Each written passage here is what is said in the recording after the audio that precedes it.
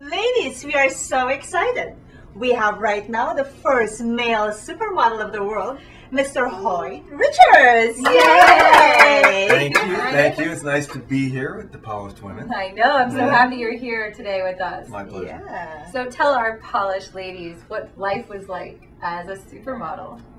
It was great. I mean, traveled a ton, all over the world, all the time. Usually 300 days of the year I'd be on the road. 300 days? 300 days. Wow. I would take flights like people take subways, just jump on and off. And then, but I got to see some of the most beautiful places in the world and on someone else's dime. And I got to meet some of the most interesting people I've ever, because I got to go to cultures and countries that you would never even go to otherwise. I went to the North Pole once. Really? So when's that gonna happen? Yeah. Yeah. Did you see I Santa? had to parachute down onto the North Pole when we did a photo shoot up there. So that's how crazy it gets sometimes. You must have a very good sex life then. Yeah. Well, I'll tell you, it's very hard to have a relationship when you're traveling that much. So I didn't really have one, other than let's just say little encounters. You had many little relationships. Yeah, I mean, it's sometimes you end up in a beautiful location, you're getting dressed up in beautiful clothes, and it just seems like things just happen. So how did you end up falling in love with one if you are surrounded with all these beautiful women? Because you were married, right? Yeah. Yes, I was married. I was Okay. married about 2.5 years.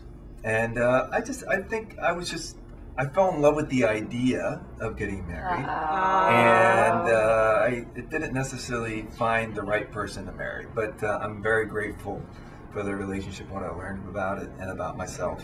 So, But we have to know, Hoyt. I mean, you did propose to one. What was it about this girl that made you say, I want to commit to you for whatever amount of time? She had a great sense of humor.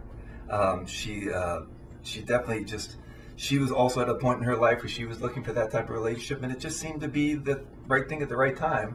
And then, things just change as time goes on, and you realize maybe it's not what you really thought it would be, and you just kind of make choices from that point on. Did she look like a model?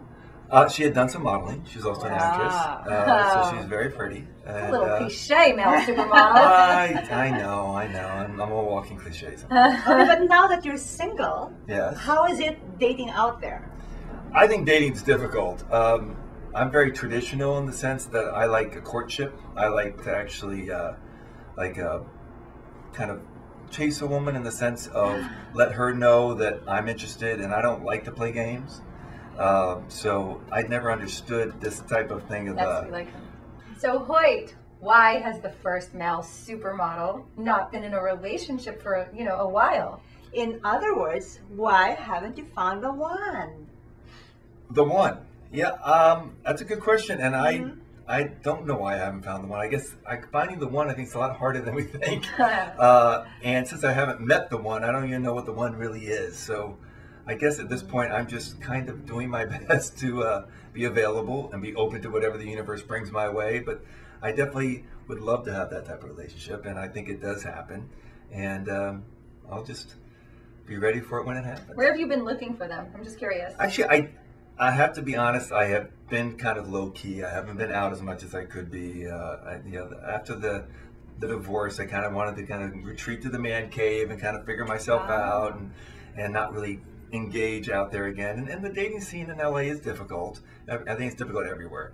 But especially here, huh? Especially it's hard here. It is hard. You wanna get married again. You don't want to die alone, right? No, of course not. I think the most important thing for me is a woman that knows herself, doesn't take herself too seriously, because I try not to take myself too seriously, and she's got to have a sense of humor, and she has to think that I'm funny too, because there's nothing more uncomfortable than when I'm trying to be humorous and getting no response. So I think that's like when I feel like a woman's laughing at what I'm doing, then I feel like I'm maybe reaching her heart, and I think that's important to me. I think it's really important that a woman has looked at, for lack of a better description, the path of self-discovery. I think we need to kind of understand who we are before we could even possibly love someone else. So I think I try to find someone who kind of shares that, and I think that would ultimately be the glue in the relationship.